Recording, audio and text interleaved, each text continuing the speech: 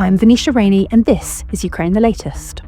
Today, amid reports of Russia using intercontinental ballistic missiles against Ukraine for the first time, we look at the impact of Kyiv firing British-made Storm Shadow missiles. And later, France's Dearnley is somewhere in Ukraine, speaking with a local MP about his views on a potential peace deal and why Kyiv's use of long-range weapons is well within international law. Bravery takes you through the most unimaginable hardships to finally reward you with victory. The first duty of my government is security and defence, to make clear our unshakable support of NATO and with our allies towards Ukraine. Kyiv stands strong. Nobody's going to break us. We're strong. We're Ukrainians. It's Thursday, 21st November, 2 years and 277 days since the full-scale invasion began. And today I'm joined by podcast regular James Rothwell, the Telegraph's Berlin correspondent and a long-time reporter on Ukraine. He's recently been to the Berlin Security Conference and will be telling us all about how Ukraine featured there. But let's start with some military updates, and there's plenty of it about. Starting with the big news today that Russia has allegedly fired an intercontinental ballistic missile at Ukraine for the first time on Thursday morning. Let's do a quick recap on what an ICBM is. Ballistic missiles are rocket-powered and they're launched high into the atmosphere and then sort of arc down back onto their target. They're only actually guided during the initial stages of the launch, so they can be less accurate than cruise missiles, but they have a very long range, up to about 5,000 kilometres. And they can also reach incredibly high speeds as they approach their targets, which means only certain air defence systems are actually capable of shooting them down. For example, the US-made Patriot system. So let's get into the details. According to Ukraine's Air Force, the attack happened early this morning and it targeted the city of Dnipro. I'm just going to read a quote from them. In particular, an intercontinental ballistic missile was launched from the Astrakhan region of the Russian Federation. A Kinzhal-era ballistic missile was launched from an MiG fighter jet from the Tambov region. And 7 Kh-101 cruise missiles were fired from strategic bombers. Now, they were quite specific on a lot of the examples there, but they didn't specify what type of ICBM was launched. But yesterday, we did have reports in Russian media that Moscow was preparing to launch an RS-26 Rubezh missile from a site in Astrakhan by the Caspian Sea. That obviously matches up with Ukraine's Air Force report. Now, the RS-26 can carry both conventional and nuclear warheads, and it's not been used in combat before, according to Western missile experts. It's said to fly at 5 times the speed of sound. That makes it obviously very hard for even the Patriot missile systems to shoot it down. We've had a bit of a mixed bag in terms of confirmation on this today. Russia has refused to deny that it fired an ICBM. Kremlin spokesperson Dmitry Peskov said he had nothing to say on the topic. An unnamed US official has told ABC that it wasn't an ICBM, but a shorter-range ballistic missile. And we've had some reaction, for example, from Sir Keir Starmer, that if reports are true, it would be another example of depraved, reckless and escalatory behaviour from Russia. The EU has said that it would be a clear escalation by Vladimir Putin. We'll probably have to wait a little bit longer to see what the truth of the matter is, but whatever was fired, there has been damage in Dnipro. Footage from overnight shows missiles just raining down on the city. According to local officials, an industrial enterprise was hit, 2 fires broke out, and a rehabilitation centre for people with disabilities was damaged. At least 2 people were injured. Just finally on this, interestingly, there is some footage going around of a Russian Foreign Ministry spokeswoman getting a call live on air telling her not to comment on the, quote, Yuzhmash ballistic missile strike. Now that suggests that Russia's target was a Ukrainian rocket manufacturer known as Yuzhmash, who has its headquarters in Dnipro. No news on whether that was hit, but just an interesting little tidbit there. So moving on, we're going to look now at Ukraine's use of UK-made precision-guided long-range Storm Shadow missiles against Russia for the first time ever in the war. And it's a sign of quite how extraordinarily fast events have moved this week that this is our second item today. So what do we know? 12 missiles were launched. Russia's defense ministry has claimed that it shot down 2. According to the Institute for the Study of War, there's some geolocated footage published yesterday that shows that they likely hit a village near Marino, Kursk Oblast. We can see some videos online showing locals picking up debris from the missiles along a tree-lined street in the village in the Russian border region. Now, the footage suggests that the target may have been the Baryatinsky estate in Marino, which the Ukrainian defense-focused outlet Defense Express suggests was housing a command post for both Russian and North Korean troops operating in the Kursk Oblast. That would obviously be a significant target for Ukraine to try and hit. The Institute of Study of War can't confirm this claim, but it would make sense in terms of the distance from the Kursk Oblast salient.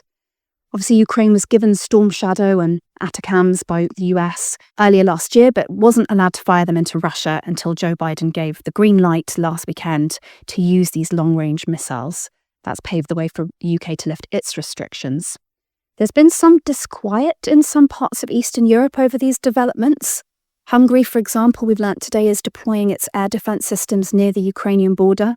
Defence Minister Krzysztof Salazar-Brzezinski attributed this escalation to the easing of restrictions on Ukrainian strikes with these long-range arms. He posted a video to Facebook late on Wednesday saying the war has entered its most dangerous phase. We still trust that there will be peace as soon as possible through diplomacy instead of a military solution. However, to prepare for all possibilities, I recently ordered the purchased air control and air defence systems to be installed in the northeast. So, related, now, according to Institute of Study of War, along with firing the Storm Shadow missiles, Ukrainian forces conducted a large-scale drone strike against the Russian rear on the night of November 19th to 20th. This particularly targeted military and defence industrial assets in Vorozhne, Belgorod and Novgorod oblasts. The Russian Ministry of Defence claimed that they destroyed or intercepted 44 Ukrainian drones as of yesterday morning. But it's clear that Ukraine has already begun leveraging Western-provided long-range weapon systems to assemble these more complex and effective strike packages. So this could really open up some opportunities for Ukraine to leverage its drone attacks, which it's already doing very effectively, but to even greater effect with the use of ATACMS and Storm Shadows.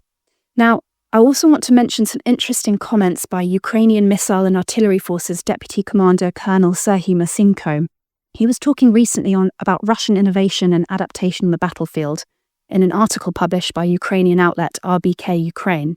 He said that because Russian forces are facing such severe ammunition shortages, they're increasingly using Soviet-era 122mm and 130mm howitzers on the battlefield, not ideal. He also said that Russian forces are changing their assault tactics, using small teams of 1 to 2 Russian personnel running to cover, after which small groups coordinate before launching a subsequent assault. And they're also making use of all sorts of vehicles, armoured vehicles, motorcycles, all-terrain vehicles, and even buggies to quickly approach Ukrainian positions and then engage in these small arms battles. 2 other bits to quickly mention, a brief frontline recap. Ukrainian forces recently regained lost positions near Pokrovsk, and Russian forces recently advanced near Kupiansk, Chasiv Yar, Torets, Kurakov, Vuhledar, and in Kursk Oblast. And we should also note that yesterday it was announced that the UK and 12 partnered nations have now trained 50,000 Ukrainian recruits as part of Operation Interflex. Now I'm going to hand over to James Rothwell to give us some geopolitical updates. James, what's been catching your eye so far? Thanks very much indeed for having me back on the podcast. Why don't we start the geopolitical updates by talking about an interview that President Volodymyr Zelensky has given to my colleague Trey Yingst at Fox News. Very interesting interview. And one of the topics that he sort of covers, if you like, is the possibility of a diplomatic solution to Crimea. And what Zelensky said is, we cannot legally acknowledge any occupied territory of Ukraine as Russian. That is about those territories occupied by Putin before the full-scale invasion since 2014. Legally, we're not acknowledging that. We are not adopting that. And he went on to say, I was already mentioning that we are ready to bring Crimea back diplomatically. Now, it is worth pointing out that this is not the first time that President Zelensky has said this. In 2022, he told Reuters that Crimea could be returned by diplomatic means. So it's not a U-turn. It's not a sort of change of position from Zelensky's part. But I think this is interesting because if we look at the bigger picture here, there sort of has been, you might say, shift in tone in terms of what Zelensky is saying about this war. And that's obviously a response to Donald Trump being the victor of the US election. It is widely anticipated that there will be a big change in direction once the Trump administration takes power. We are told that that is likely to be an administration that pursues a rapid diplomatic solution to this war. And it comes after a previous statement by Mr. Zelensky, where he also really emphasized the idea that there can be a diplomatic solution to the war. It is worth stressing that many Ukrainian officials and much of the Ukrainian public is really skeptical of the idea that Putin is interested in a diplomatic solution. There's a long-running concern that any so-called peace proposal by Putin might actually be an opportunity to sort of reload and prepare for another go at Ukraine in the near future. So it's a very kind of fraught area of discussions. But it is, I think, significant that Mr. Zelensky has reiterated that view that a solution to Russian-occupied Crimea could be potentially a diplomatic one as well. I also want to talk briefly about an intriguing piece of reporting that's come up in the Kyiv Independent. The headline of this story is "Alleged Russian Plan Sees Ukraine Cut into 3 Parts, Intelligence Source Says." Now, I should stress that the sourcing on this story is just one anonymous Ukrainian intelligence source, so it is perhaps to be taken with a grain of salt. But the Kyiv Independent's reporting basically says that what Russia is wanting to achieve as part of a future negotiated settlement is to split Ukraine into 3 parts. There would be an eastern region of Ukraine that would be fully annexed by Russia. Western lands would be considered, quote, I'm quoting from the Kyiv Independent now, disputed territories that could be claimed by neighbouring countries. That's referring to Poland or Romania. And then the remaining territory, the third tranche, if you like, of Ukraine would become, and again, I'm quoting the Kyiv Independent, a Russian-controlled puppet state. This article is to be taken with a pinch of salt. As I said, an editor's note was added to the story after it was published, which said this story was updated to correct some of the wording and emphasise that the existence of an alleged plan couldn't be independently confirmed by the Kyiv Independent. So I would go so far as saying that's perhaps the Kyiv Independent slightly rowing back on its own reporting. But I think it's worth bringing up. We know that the Trump administration is interested in a negotiated settlement, and therefore I think it's worth taking a look at these kind of reports, even if they're just based on 1 or 2 sources, and applying the usual kind of circumspect attitude and skepticism that this podcast hopefully is well known for. And then the other sort of topic that I'd like to get into is a piece by Reuters. Reuters is reporting that Vladimir Putin is open to discussing a Ukraine ceasefire deal with Donald Trump, but has ruled out making any major territorial concessions and insists Kyiv abandons ambitions to join NATO. That's a very well-sourced story from Reuters, which has come from 5 sources which have knowledge of what they call Kremlin thinking. And of course, it perhaps states the obvious to some people, but it's just making clear that territorial concessions are apparently a no-go area, and that this long-running issue over whether Ukraine should be allowed to join NATO is going to be the kind of opening position by Vladimir Putin. And I think what we'll move on to now is the intriguing but rather murky story of 2 fibre optic undersea cables that were severed in the Baltic Sea earlier this week. This was a data cable basically connecting Central Europe to Finland. It was mysteriously cut, and immediately Western leaders were raising the alarm about potential sabotage without necessarily pointing the finger at Russia. At first, Boris Pistorius, the German defense minister, said that no one believed that these cables were severed by accident. And I would say, as one of the reporters who was on this story earlier in the week, the direction of travel certainly seemed to be that Western powers strongly suspected that Russia was involved in this. There was a joint statement by Poland, Italy, the UK and others, which didn't directly accuse Russia of being behind it, but strongly implied that Russia was behind the cables being severed because it made a particular reference to hybrid warfare. We've talked about hybrid warfare a lot on the podcast. As you know, Venetia, it's that attempt to undermine Western democracy, to attack critical infrastructure in the West, to sabotage equipment in the West that is used to support Ukraine. And so EU powers were kind of, without explicitly blaming Russia for this cable incident, we're talking about it being part of the wider context of the hybrid warfare campaign that's being mounted by Russia. However, perhaps unsurprisingly, the development on this is that the Kremlin has denied that it was behind the severing of those undersea cables in the Baltic Sea. A spokesman said, "It is quite absurd to continue to blame Russia for everything without any reason." suspicion does actually seem to be shifting away from Russia towards China today and yesterday in terms of the nationality of the vessel that was involved in this incident.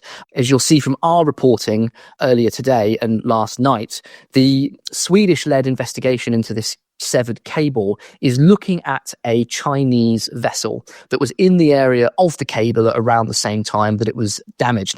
Now, there's not a suggestion that it was necessarily deliberate sabotage. It is, for example, possible that a ship, for example, by dragging an anchor, might perhaps accidentally cause damage to a cable. Experts, by the way, I should add, had expressed skepticism about the idea that you can accidentally sever a cable. But nevertheless, this Chinese vessel is in the sights of the European investigators who are looking at this case.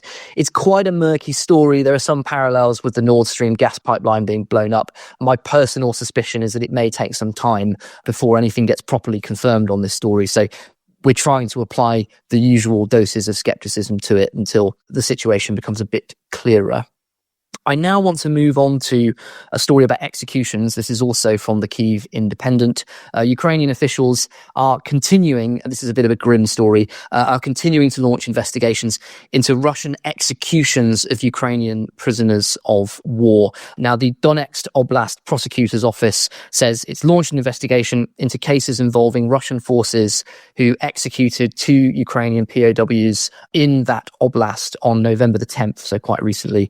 And the Ukrainian Ombudsman Dmytro Lubinets says that Ukraine has returned a total of 3,767 Ukrainians, mostly soldiers and 168 civilians, he says, from Russian captivity since the start of the full-scale invasion.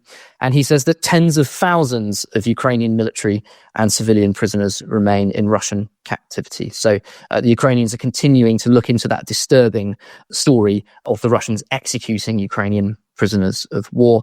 And I'll just end, Venetia, on some statistics about the US and Germany announcing some further military support for Ukraine. The US Department of Defense has announced a package valued at $275 million. I won't read out the full package. I'm just going to pick out some of the more interesting bits of kit which are being supplied to Ukraine, such as HIMARS ammunition, 60mm and 81mm mortar rounds, drones, very important, as we all know in this war, particularly on the eastern front line, javelins, 84 anti-armor systems, demolitions equipment as well. So that gives you a bit of a flavour of what's being sent over. And the German government has also announced, this was all yesterday, by the way, has also announced additional weapons and equipment that's going to Ukraine.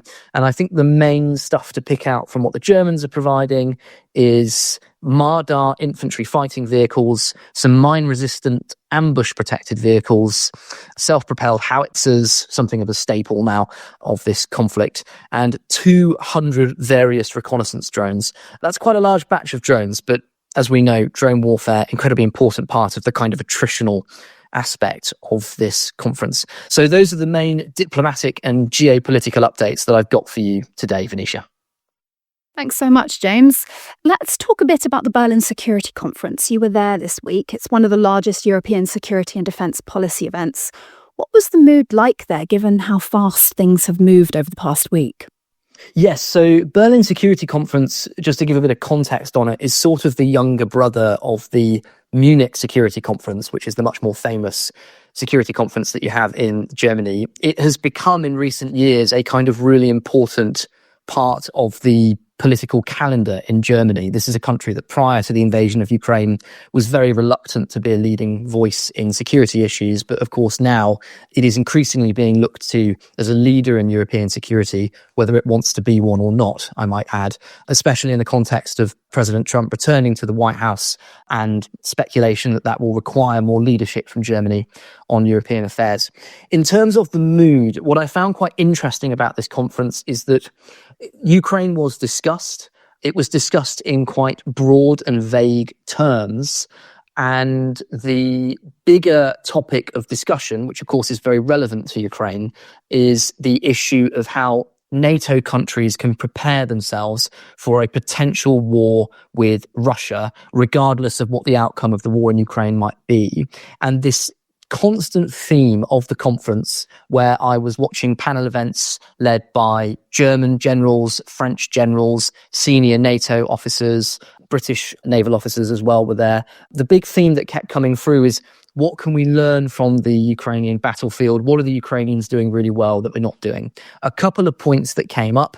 Resilience was something that NATO chiefs and top army officers kept talking about at this conference. They said resilience is really important. And what they mean by resilience is the ability of the public at large to deal with sudden shocks, the emergence of a sudden crisis that they've got to deal with. It's a question of basically psychological strength. That's what it is when we talk about resilience. It's the ability to adapt quickly to a massive, potentially traumatic change in the situation of the country that you live in. Ukraine is obviously a model for this. There was an initial shock and trauma when the invasion happened, but the Ukrainians very rapidly adapted to that new reality. And I think a lot of Western military leaders are thinking about this because, of course, another theme that came up in this conference is that when you are at war, such as a potential war between NATO and Russia, you're actually going to be hugely dependent on civilians in order to keep your military operation running. Lots of the non-military activity of the army, such as logistics, needs to be supported by civilian infrastructure during a war. And that's a point that was made time and time again. We did get the opportunity to ask a few questions to some generals at the event. The question of what the German military hopes to see from the next government was raised. And the response that I got, or we got, I should say, from one German general was engaging with the question, but not saying anything particularly exciting, you might say, or sort of newsworthy. But what he said was that the German military hopes that a new government will be installed quickly, and that that's almost certainly what will happen because this is, German democracy. It is famed for its efficiency. But the other point that this particular general made was that he hopes that whoever takes power after the election, they continue the trajectory of the Scholz government, which is, of course, putting great emphasis on the preparation of the German public and the German military for hybrid threats and also potentially conflict with Russia, which Boris Pistorius, the German defense minister, has talked about a lot. This idea that NATO may have to fight a war against Russia within 5 to 7 years, that's something that Mr. Pistorius and other key defense figures in Germany have been raising for some time now. So there was a lot of talk about resilience. There was a lot of talk about how European populations can be mentally prepared for a wartime situation, what businesses need to do, how the military and civilian infrastructure can work in tandem. That sort of thing was being discussed rather than any kind of granular detail being discussed about the war in Ukraine. I think that's probably the main takeaways from Berlin Security Conference, Venetia. That's fascinating. I'm really interested to hear you say how seriously they were taking this idea of the country, Germany, being prepared for a potential future war with Russia. Is there a mismatch between the mood in this conference and the mood in Germany at large? Do you feel like the German public are coming around to that idea of a potential future conflict?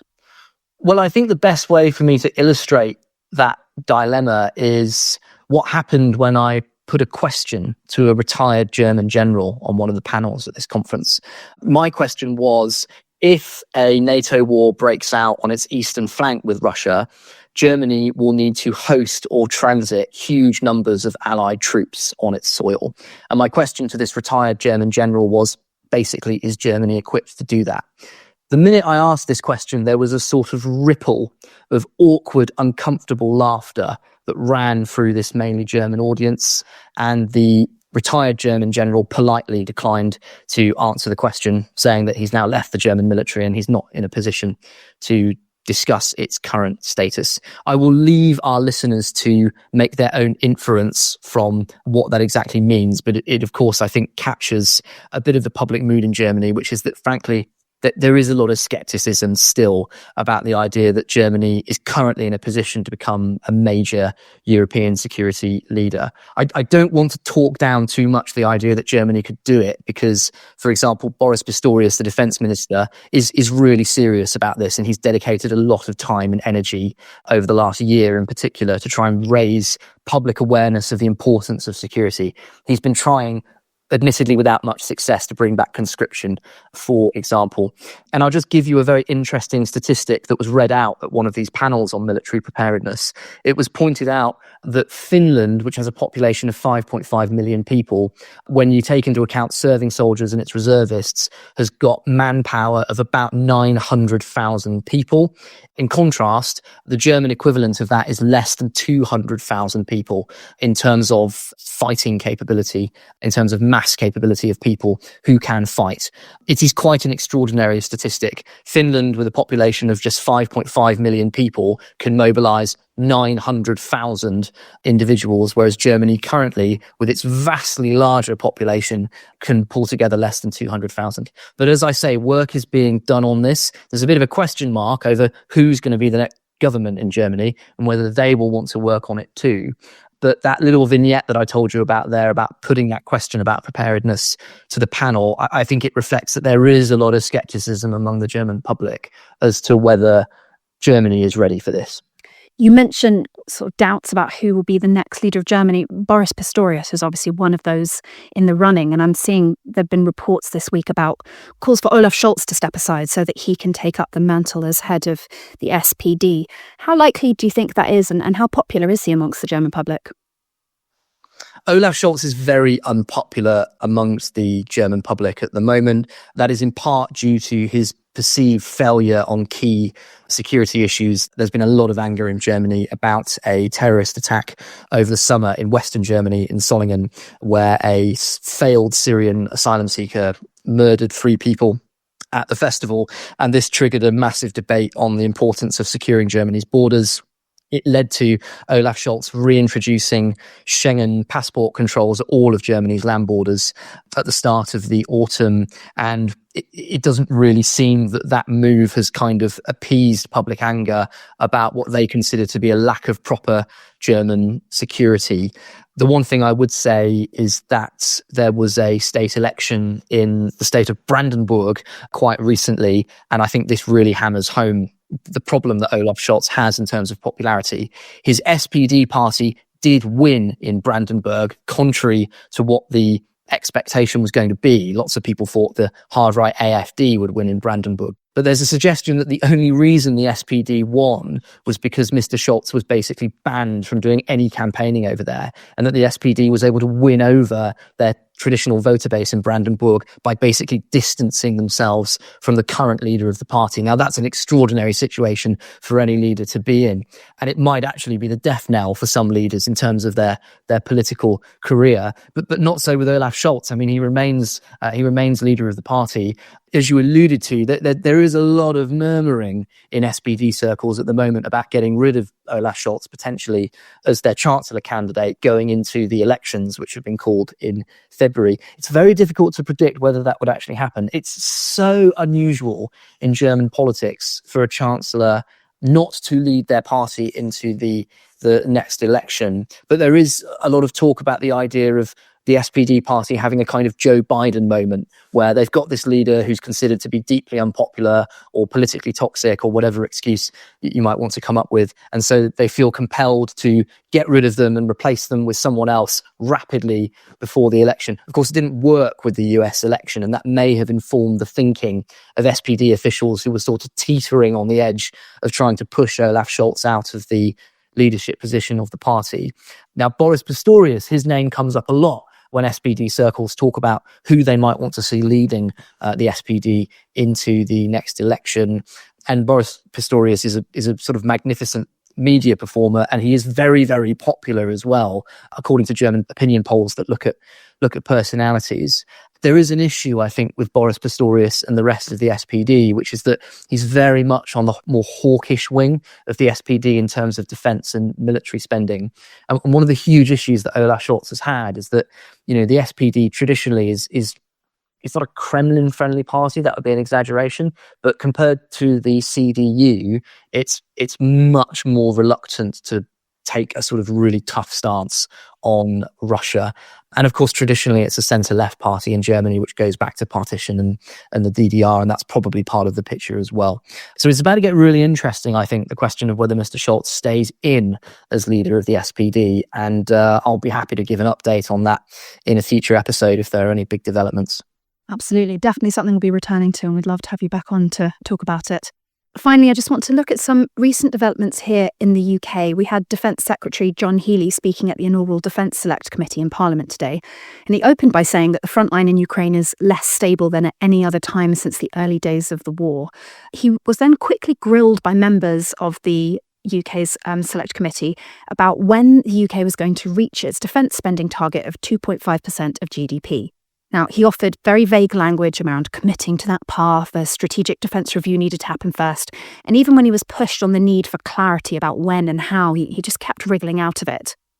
There are some worries, and I think that's partly because this comes a day after he announced that he was scrapping 6 major programmes across the UK Armed Forces worth £500 million. I'll just quickly read out what that includes. The Army's Watchkeeper drone programme, the Royal Navy's landing platform docks, a couple of ships, the HMS Albion, HMS Bulwark, some Wave-class tankers, and some old Chinooks and Puma helicopters. I guess the question is for a lot of European countries about getting to these defence spending targets, and it comes back to what you were talking about, the main theme at the Berlin Security Conference, being prepared for a potential future conflict with Russia. How is the debate in Germany playing out around boosting defence spending? Obviously, they've got to 2% of GDP now, but that's very reliant on this special fund, which will expire in a few years' time. I suppose a lot of this hinges on who, as you say, goes on to lead the country next year. And if it's Pistorius, I suppose it's a bit more likely that that target is adhered to. But how are other parties taking on the debate around this target? Yes, so it is a big part of the German debate. The next German election, arguably the key issue of the next German election, is probably going to be the economy in first place, and then probably security in second place, or perhaps even migration in second place and defence in third place. It's not quite clear yet.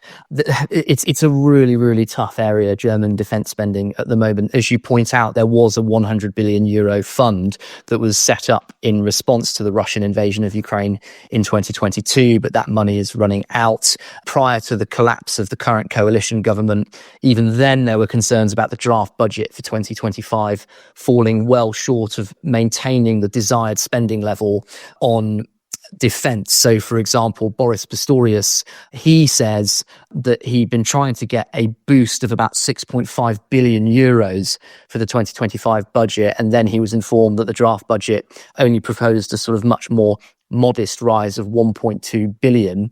That was before the collapse of the Ampel, the traffic light coalition in Germany, and the declaration of elections coming early next year. So goodness knows what direction that debate might take next. What I would say is that the CDU, the centre-right party of Germany, famously formerly led by Angela Merkel, now led by Friedrich Merz, they are going to be much more hawkish on perhaps not defence spending, but at the very least on defence rhetoric. Friedrich Merz has styled himself as a big supporter of Ukraine. He recently called for an ultimatum to be issued to Vladimir Putin, where Germany would give Putin 24 hours to stop launching attacks on civilian infrastructure in Ukraine. And if they didn't stop, Germany would immediately send Taurus missiles.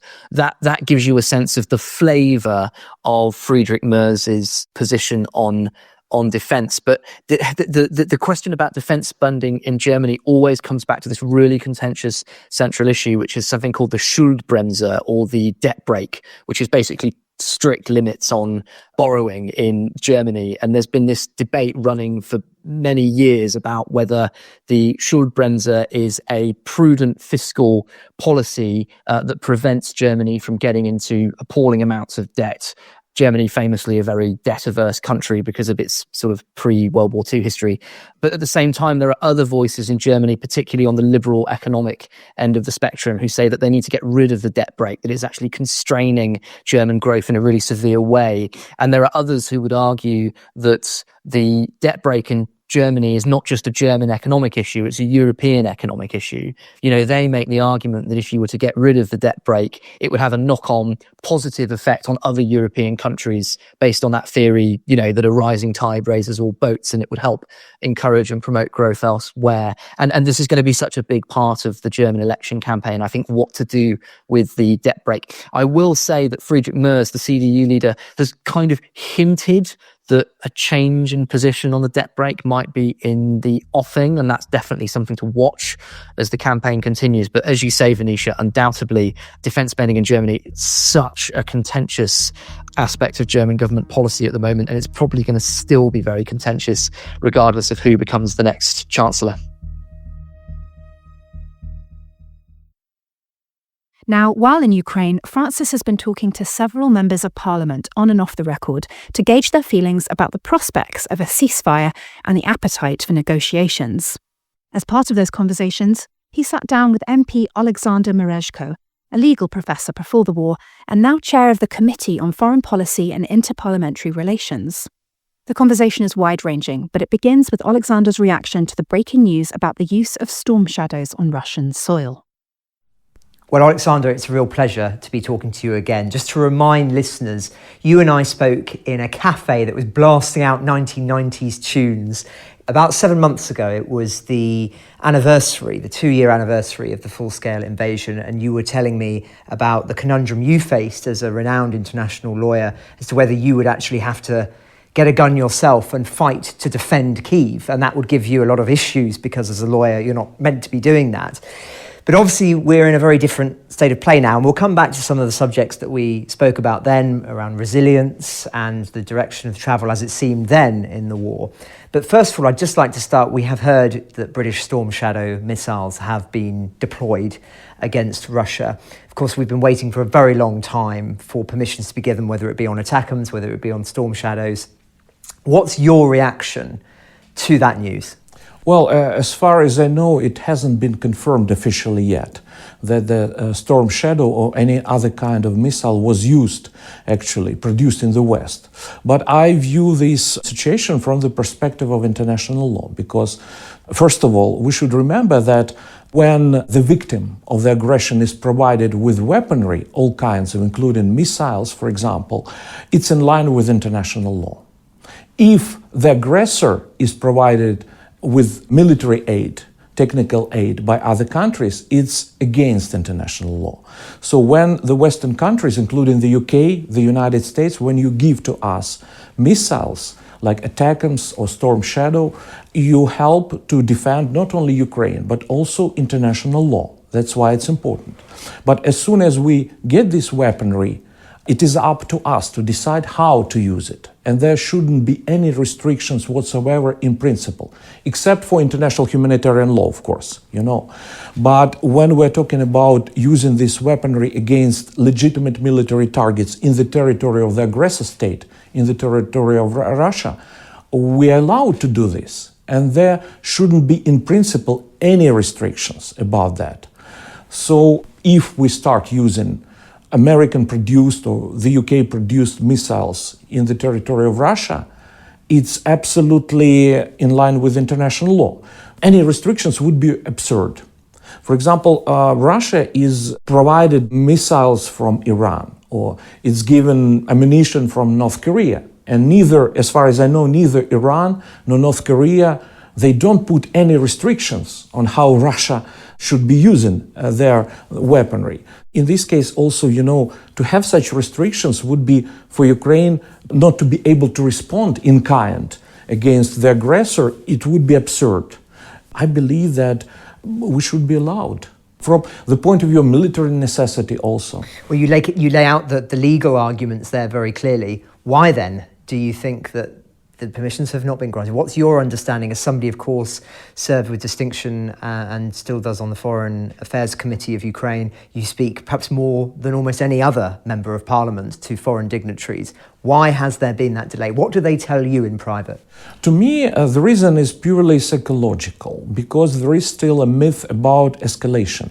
And some politicians are trying to be overly or too careful because they believe in this escalation. But to me, it's nothing but a bluff on the part of Putin. He's blackmailing, he's using bluff, and he's trying to scare Western politicians. But in reality, we already have escalation. And Putin is desperate because, he had to reach to the aid from North Korea, for example. To me, it's a very clear sign of desperation on his part. For this reason, I think that it was a mistake not to give Ukraine from the very beginning everything what we needed. And to me, unfortunately, it had its price in terms of human lives, lives of our soldiers and civilians. We should have been given long ago all these missiles, because it's about our survival, about our defense. And let's face it, Russia remains a superpower in a way. It has enough weaponry, manpower, and the only chance for us to survive is to use all weaponry we can.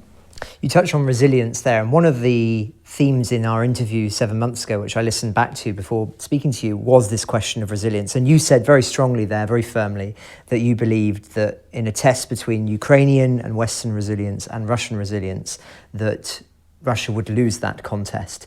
At this moment, of course, it is beginning to look like it may be the other way. Is that a fair analysis, and how do you respond to that? Well, we still have this resilience and we continue to fight. Even though Russia is like a steamroller in the eastern part of Ukraine, they don't care about human lives. Putin is ready to sacrifice thousands and thousands of soldiers to gain some territory. But relatively speaking, their territorial gains are not that big, are not that huge, and sometimes we have to make a choice between losing some territories, which are not strategically important, on the one hand, and on the other hand, saving lives of our soldiers. And I'm in favor of saving lives of our soldiers. But despite this difficult situation in the eastern part of Ukraine, we still have some important successes. I mean, the Kursk operation, it has turned the tables. It was a very creative move. It had a huge political significance because it has shown that Putin is not capable to defend its own territory. He cannot guarantee security for his own people and for his own territory. And we've been holding these parts of the Kursk region for long enough to prove his weakness. Another area where we have success is Black Sea. That Russian fleet, military fleet, Russian Navy had to flee in disgrace, I would say. And also I would mention that Russians, with each meter they get, it will be more and more difficult for them to get more ground, because it's difficult for them to occupy a big part of our territory. Because it's not enough to invade, to take under control. You need to have regime of occupation, and you need lots of soldiers for that. So it will be more and more difficult for them. So they will be more and more exhausted. It's an interesting point, because of course that's one of the reasons why in the war on the Eastern Front in the Second World War, and this was, again, we spoke a lot about the First World War 7 months ago, but this time it's relevant to the Second World War, that the reason why in Operation Barbarossa the Germans got bogged down was exactly to that point, that the more land you take, the much harder it is to control that territory. Also in the case of Russia, the front becomes much wider. It's an interesting point that's not often made, but, and it's a big one, whilst you point to those successes, the reality is that Ukraine has lost more territory in the last few weeks than consecutively for months prior to that. There is clearly a dire situation at the front that's coming from soldiers and everyone else, and it feels like the momentum at the moment is less with the argument of we fight on and is more with the idea of we need to find some way of conducting negotiations, conversations. What do you say to that idea that now is the moment that we need to start talking to the Russians? I think that we have serious problem with the very idea of starting negotiations. First of all, if we're talking about negotiations, for example, about ceasefire, we need to have them from the position of strength. Second, there is a political aspect to that. I would compare the situation in Ukraine with 1940 and the UK. And there was a famous debate or discussion between Lord Halifax and Winston Churchill. Lord Halifax, after the failure at Dunkirk, he was insisting on starting negotiations with Hitler, and Churchill was against. And the reason for that, Churchill understood that as soon as they start negotiations, it would be more difficult to boost morale and to continue a war. So there is political psychological aspect to this issue. But most importantly is that in order to have any kinds of negotiations, you should be sure about your counterpart, about the other side, that if you reach any kind of agreement, the other side will abide by it, will keep its word. But Putin has proven many, many times that he's not reliable. He's absolutely not trustworthy. He's not credible. And for this reason, the logical question arises. Why should we start negotiations with someone, with Putin, who will definitely not abide by the reached agreements? So it makes no sense to me. I understand the situation is difficult and it's very dynamic, but at present time, I don't see any serious reason to start negotiations with Putin. And besides, he himself is not interested in negotiations. Peace, any kind of peace, even ceasefire, would call into question his power in Russia. Because, well, frankly speaking, at least from my perspective, peace for him means political or maybe even physical death. That's why he's not interested. He's interested, and his ultimate goal is to destroy our statehood. This is his ultimate goal, and he will pursue it no matter what. He can use as a disguise, as an element of tactics or propaganda, negotiations on ceasefire. But for Ukraine, it will be only delayed death, such negotiations and such ceasefire. So what would you say then to your colleagues and to many Ukrainian citizens who say there's been too much bloodshed, we've lost too much, we need to talk to them? What would be your elevator pitch to them about what the consequences of us saying, us being Ukraine, us talking to the enemy? Well, we have no option. The truth is that our option is death, basically, or to continue to fight no matter what. It's a war of attrition, and we need to outlast Putin. And by the way, President himself, in his speech before the parliament about resilience, he said directly that we need to outlast someone in the Kremlin. So, of course, he meant Putin. We have no choice but to continue to resist. You spoke of Kursk as a great victory, and I can understand the influence on morale and it changing the political dynamic. But there is also a perspective which would seem to be supported by the decision on attackums by President Biden, that Kursk was there and partly launched at least, or at least became strategically later on within a few months, as being a bargaining chip in negotiations. And that is why now the missiles are being used to ensure that Ukraine is able to keep Kursk for those negotiations. So whilst I understand your arguments, is it not true that actually the government, the West, wants talks, and that is the approach that is being adopted? I don't rule out that some countries, for example, Germany, they might want talks to start, and we see some signs of that. But for the United States and for the United Kingdom, as far as I can see it, these countries, they say that it's up to Ukraine to decide to have talks or not to have talks. And it's very important. As for the Kursk operation and the bargaining chip, I'm not sure that this is the bargaining chip, because for us it's a matter of security, because we need to have better protection of the Sumy region, which has been shelled ruthlessly by Russians. So it creates some kind of special, I wouldn't say demilitarized zone, but some kind of zone, a buffer zone, which helps to protect our territory from Russian shellings. So just staying a little bit longer on the military, but then I would like to move on to other subjects. The imagining of the front line at the moment, as things stand when you talk to people, is that these incremental gains will continue for Russia for some time. I don't want to put words in your mouth, but you're saying that the more that the creep happens, the harder it becomes for Russia, the more men they lose, and at a certain point, something changes.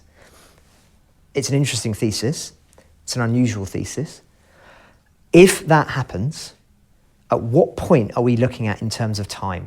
I mean, are we talking 2 months, 6 months, a year? I wonder where the line is for you in Ukraine, and you talked about vital territory versus non-vital territory. Where does the vital begin, Oleksandr? Well, it's more kind of a military issue. To me, first of all, what I can see that Putin and Russian troops, they are not capable to take big cities, for example. So it's kind of natural defense for us. Big cities, they're not even in Kharkiv, which is very close, like 30 kilometers from Russian border, and Russians are not capable to take over this city. They can gradually destroy it, but they're not capable to take it. So for me, it's a kind of, maybe we win time due to that. We might lose some territory, but we are winning time, and in the war of attrition, it's crucial. Time is more important because we need to outlast Russia. One of my American colleagues has put it, there are some cracks in Russian system. And we expect that next year, by the end of next year, situation in Russian economy will be more difficult. You know, this war can change, can stop abruptly, very quickly and unexpectedly. But our point, our goal is to survive. To survive, to continue to fight, and to outlast our enemy. Well, let's talk then to politics away a little bit more from the military, if indeed it's possible to separate the two. Trump has just won the presidency. It has changed everything. I think that's not an exaggeration to say. What was your reaction to that news? Did you welcome it, as some Ukrainians did, or did it leave you with considerable alarm? I expected this to happen long ago. That's why we tried to reach out to, for example, Heritage Foundation or to some people in the entourage of Trump, you know, because it was expected. Heritage being a big think tank in the United States. Yeah, and they are trying, as far as I know, to prepare a program for Trump. But I don't believe in unlimited freedom of will of the president, because there are lots of restraints, like, for example, political system, institutions, you have opposition, democratic parties, for example, and most importantly, you have national interests of the United States. And no matter who becomes the president, in this case Trump, he cannot go against the national interests of the United States, geopolitical and economic. And from the perspective of national interests, the United States should be interested in supporting and continuing to support Ukraine. Because if they lose Ukraine, it will be a huge blow to their credibility in the world, to their position in geopolitical system. Additionally, it will be very costly for them. From the strictly economic point of view, it's much better and less costly to provide all necessary aid, material aid, military aid to Ukraine right now, than to deal with emboldened, bigger Russian empire in the future, which will threaten the eastern flank of NATO and other countries. And it will be much, much more costly for the United States.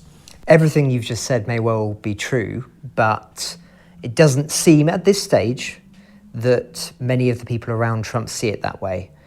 When will they, and how will they come to that realization, do you think? Well, there are different people around Trump. Some of them understand what it's all about, and they understand why it's so important to continue to support Ukraine. Are you in Ukraine. touch with them? Not yet, but for example, I'm a member of Interparliamentary Alliance on China. I'm one of the co-chairs, and one of the co-chairs is Mark Rubio. So for us, it gives an opportunity to reach out to him. And interestingly, his future position as the state secretary gives hope to us, because previously he is known as a staunch supporter of Ukraine. Another example, Waltz, who will become a national security advisor. Previously, he also is known for supporting Ukraine.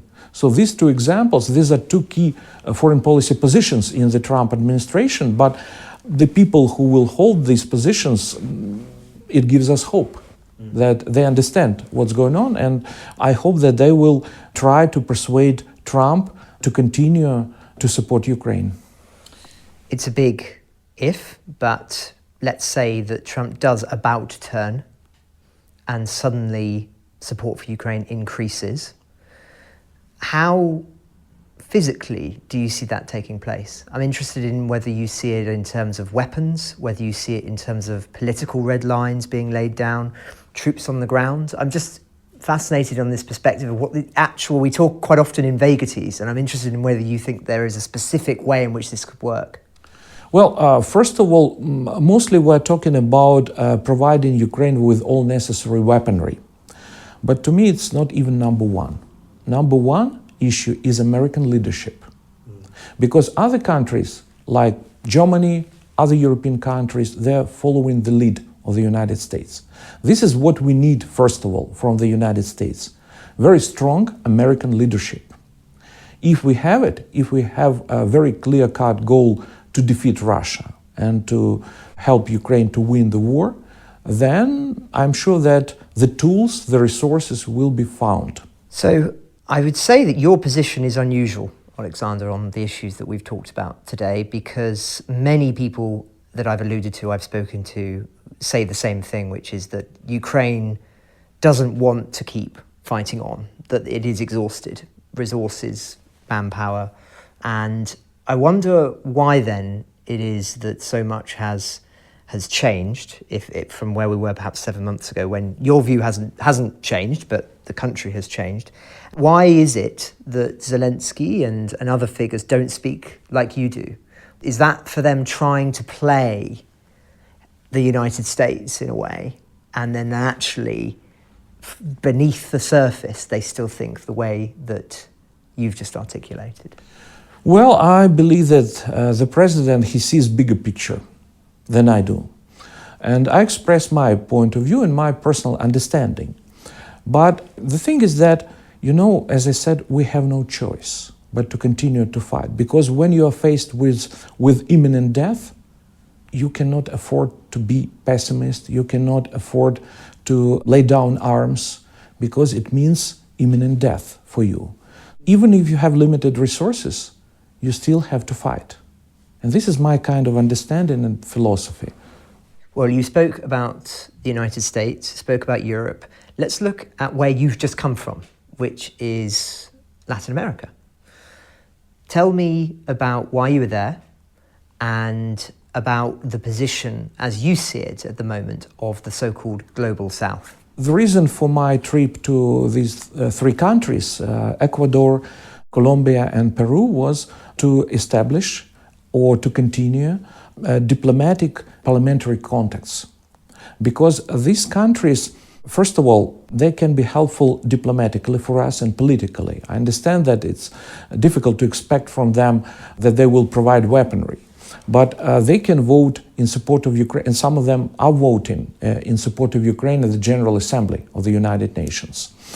Additionally, we can see in these countries they're difficult for us because we see that there is Russian influence and Chinese influence in these countries.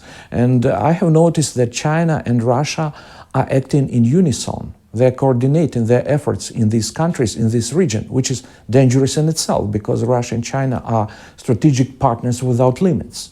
And they are acting to the detriment of Ukraine. But if we are not present in this region, in these countries, the vacuum is immediately filled by Russia and China. And for us, even our presence, even our contacts with our counterparts, with members of parliaments in these countries is already a victory. It's already important. It already changes their attitudes in favor of Ukraine. That's why it's so important. Are you warmly received? Yes. Our delegation, which consisted of 3 members of parliament, we were very warmly received, but not only by the members of parliament, but also, for example, we visited university, one of the universities in Colombia, and it was very warm and very friendly visit. And I realized that people in this region, they understand what's going on. They support Ukraine because they support rule of law and international law. They support justice. We have lots of friends, and we need to come to talk to our friends and try to persuade other colleagues to bring them on our side. Many of those countries, though, have their own concerns, and we've seen, and you allude to the UN there, them articulate those concerns by, if not backing Russia, not condemning Russia at the United Nations. I wonder, what was your reaction to what's happened in the last 7 months at the UN. What did you think, as a renowned expert on international law, to see Antonio Guterres attend the BRICS summit? To me, it was a huge mistake. And honestly, it was a shame because, I would understand him if he initially would go to Ukraine and after that to Russia. But he refused to come to visit what was hugely important for us, the first Global Peace Summit. He didn't come in person. Instead, later he came to Russia. Well, it makes no sense because the Secretary General, when he goes to the country which is the aggressor, which is committing genocide against the other member state, it's absolutely ludicrous to me, and I don't understand this. I think it was a huge mistake on his part, and I'm in favor of removing him from his position. Do you think that international law and organisations like the UN have further been corroded over the last 7 months since we last spoke? I think so, unfortunately, because the major goal, the reason why the United Nations was created in 1945 was, I quote the UN Charter, to maintain global peace and security, and also to fight against aggressions. So the UN has failed, and it more and more reminds me of the League of Nations. It has become helpless, unfortunately. So we should start thinking about a new, more effective international organization which would better perform its function to counter aggressions and to maintain global peace. Well, coming to the end of our time together, are you expecting to run again for office in 2025? Is martial law going to end and you're going to see elections in Ukraine?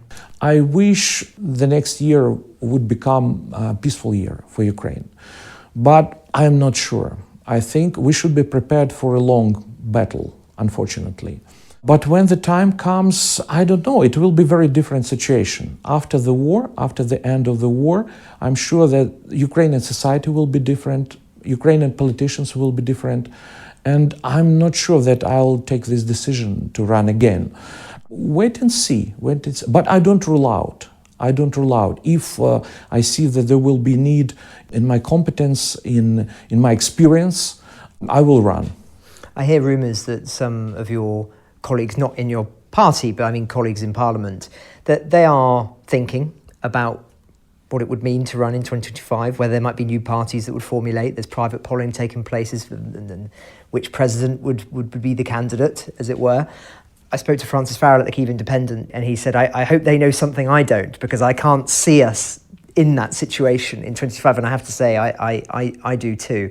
But I wonder more broadly, if we zoom out of that question and look at the nature of democracy in Ukraine now, I think it is in itself interesting that we're actually talking about a chaotic, terrible, bloody war that has in many ways built more of a society than destroyed it.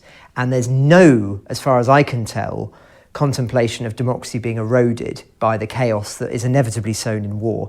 Is that fair? Do you think that this war has only strengthened democracy in Ukraine, even if, let's say, President Zelensky were to be removed from power? Do you think that there is no chance that democracy can be undermined profoundly any longer as a consequence of the suffering Ukraine has endured? To me, the impact of the war, when we're talking about Ukrainian democracy, it's like a double-edged sword. So I see certain pluses and minuses. In one sense, the war has strengthened our resilience and thereby our democracy. And despite war, we have strong opposition, which is very voicey. And the ruling party listens to the opposition. At the same time, I understand that the challenge will be to preserve liberal democracy in Ukraine after the war, because there will be new challenges. One of them might be populism. To me, populism by its nature is a natural threat to democracy. That's why we'll continue our struggle for liberal democracy, for constitutional democracy, for human rights and rule of law, true rule of law. But it will be another chapter in our history. Do you think, just to end on this subject, that let's say there were a peace deal signed that large quadrants of people are unhappy with, do you think there would be enough people in the country, whether they be disaffected soldiers, for a narrative of betrayal to form? Or do you think that actually whatever is finally agreed by the society, by the democratic parliament, would be accepted, and that, as you say, populism may resurface, but it wouldn't be existential? Well, we're a democratic society, and I think it's even good when someone disagrees with the decisions taken by authorities, by the president, by the parliament. So it's natural. But again, if there are conflicts like that, the only solution, right solution, is to use democracy as a method of solving disputes. Majority. It's about majority, but at the same time, democracy is about respecting rights of minority. So that's why, to me, it will be another challenge for democratic rule in the country, but I'm sure that we'll get over it. Well, Oleksandr, we've covered a lot of topics there. Is there anything that we haven't spoken about that you think is important for listeners to be aware of or to put it on their radar?